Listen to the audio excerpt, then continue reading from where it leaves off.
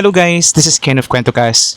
Lately, no, I've been seeing sa FYP ko about mga matatanda and mga kabataan na they are saying they are just pro-Filipino and they are fighting for our country. So kung suka talaga ako dun sa mga tanong na sabi, pinagtatanong lang naman namin ang Pilipinas. Oh, we are pro-Philippines. Alam niyo, nuknukan kayo ng kaipokituhan. First of all, tuwang-tuwa kayo na ipinadala sa ibang bansa mga foreigners ang nagtatrial kay Digong, which is a Filipino. Hindi dumaan si Digong sa local court, maging si Bato. Klarong-klaro, sa batas ng Pilipinas.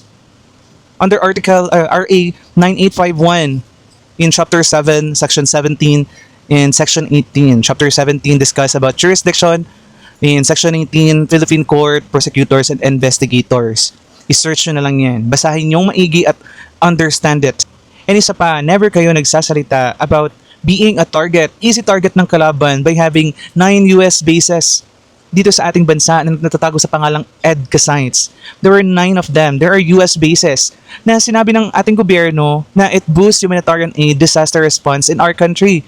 Pero nakita nyo ba ni isang kano na sundalo na tumulong sa atin noong binabaha yung mga syudad nyo at lagpas tao? Nakakita ba kayo na kahit isang chopper dyan na nagbibigay ng relief sa mga kapwa Pilipino natin? Wala. And wala kayong sinasabi. Dahil you are only pro-Filipino when it's convenient for you.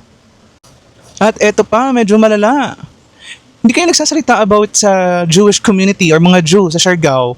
Di ba? Akala ko ba concern kayo, mga pro-Palestine pa nga kayo eh.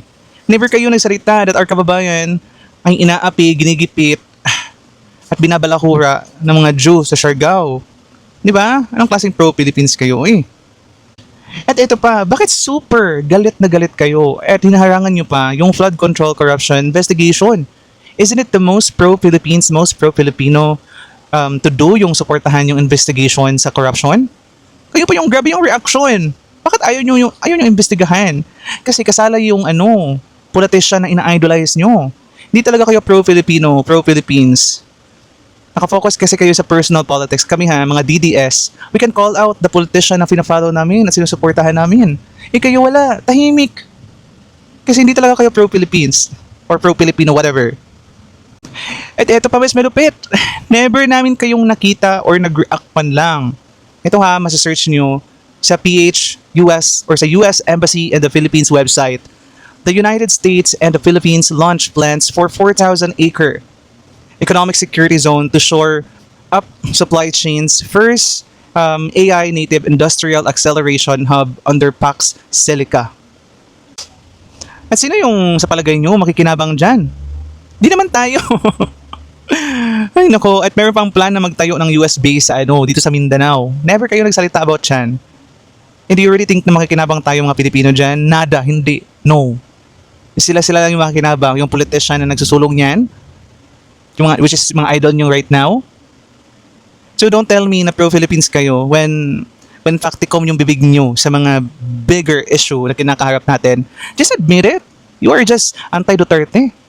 Pinagtatawanan nyo pa nga yung mga Bisaya, di ba? At pinamaliit nyo sinasabihan yung bobo. Oh, why don't you support Mindanao separation? Di ba? If ever man lang. Para magka-separate na tayo. Okay, bye.